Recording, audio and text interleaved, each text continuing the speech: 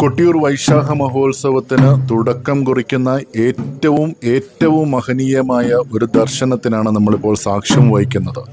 അതായത് ദക്ഷയാഗ ഭൂമിയിലേക്ക് ഭഗവാന്റെയും ഭഗവതിയുടെയും തിരുവായുധങ്ങൾ, ഭഗവാന്റെയും ഭഗവതിയുടെയും ഉത്സവ ശീവേലി ബിംബങ്ങൾക്ക് തൊട്ടു മുന്നിലായി സഞ്ചരിച്ചു വരുന്ന കാഴ്ച നമുക്ക് കാണാം. ദക്ഷയാഗ വധത്തിന് ശേഷം ഭഗവാൻ വലിച്ചെറിഞ്ഞ തിരുവായുധം ചെന്നു വീഴുന്നത് വയനാടിലെ മുതിരേരി എന്ന പ്രദേശത്താണ്. അവിടെ ഇന്ന് മുതിരേരിക്കാവ് എന്നൊരു ക്ഷേത്രം നിലനിൽക്കുന്നുണ്ട്. അവിടെയാണ് ഈ തിരുവായുധം സൂക്ഷിക്കുന്നത്. നെയ്യാട്ട ദിവസം പുലർച്ചെ അവിടെ നിന്നുള്ള ആചാര്യൻ ആ തിരുവായുധം ഇക്കരെ കൊട്ടിയൂരിലെത്തിക്കുന്നു.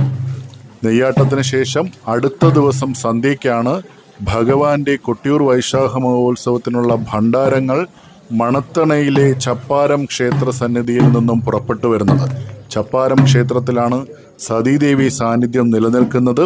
അവിടുന്ന് ദേവിയുടെ വാളുകളും മുതിരേരിക്കാവിൽ നിന്നുള്ള ഭഗവാന്റെ വാളുകളും എത്തിയ ശേഷം മാത്രമാണ് കൊട്ടിയൂരിൽ വൈശാഖ മഹോത്സവം ആരംഭിക്കുന്നത്. ഈ കാഴ്ചകൾ ഏറെ അനുഗ്രഹം നിറഞ്ഞതാണ്. മുന്നിൽ സഞ്ചരിക്കുന്നത് ശക്തി ചൈതന്യമായ ഭഗവതിയുടെ വാളുകളാണ്. തൊട്ടുപിന്നിലായി ഭഗവാന്റെ തിരുവായുധം, അതിനു തൊട്ടുപിന്നിലായി ഭഗവതിയുടെയും ഭഗവാന്റെയും ഉത്സവ ശീവേലി ബിംബങ്ങളാണ് നടന്നു പോകുന്നത്. വാളറയിൽ നാം കണ്ടു തൊഴുന്നത് ഈ തിരു ആയുധങ്ങളാണ്. ശിവേലിക്ക് നമ്മൾ കാണുന്ന രണ്ട് ബിംബങ്ങളുമാണ് ഈ ആചാര്യന്മാർ കൊട്ടിയൂർ ഭൂമിയിലേക്ക് കൊണ്ടെത്തിക്കുന്ന അനുഗ്രഹം നിറഞ്ഞ കാഴ്ചകൾ എല്ലാവർക്കും കണ്ട് തൊഴാം.